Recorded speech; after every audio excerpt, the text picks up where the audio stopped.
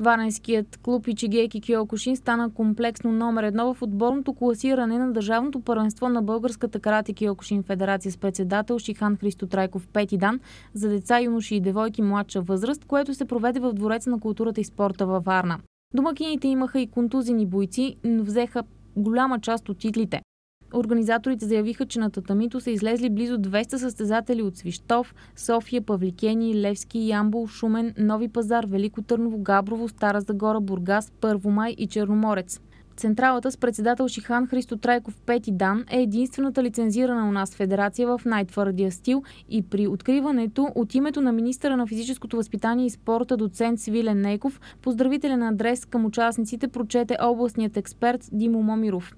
Самите битки в Двореца на културата и спорта бяха повече от завладяващи и малките и големите се стремяха да покажат всичко, на което са научени от инструкторите си. Шихан Трайков тук ще завърши държавното първенство за деца, юноши и девойки младша възраст. Доволен ли сте това, което показаха младите каратеки? Изключително съм доволен. Първенството беше на много високо ниво.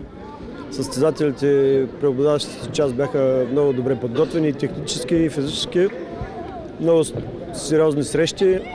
Искам да кажа, че и съдийството беше на много високо ниво този път. 8 часа, това не е ли много за такава малка възраст?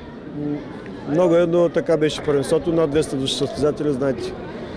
На това отгоре играха още от първия кръг с продължение, което много рядко се случва и аз съм много доволен, че практически нивото на съдийството беше много високо и много малко съдийски грешки видяхме. Доволен ли си от бъдещата подрастваща смяна каратисти?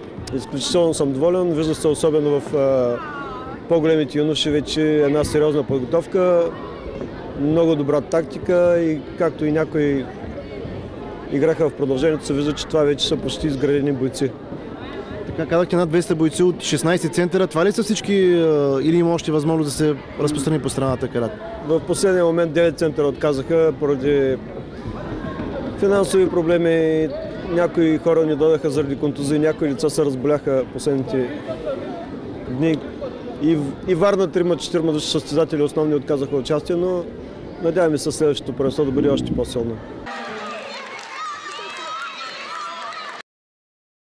Единствената лицензирана от Министерството на физическото възпитание и спорта федерация по карате Киокушин има натоварена програма от събития през 2010 година, които ще помогнат да продължи да бъде сред водещите в Европа и света по японското бойно изкуство.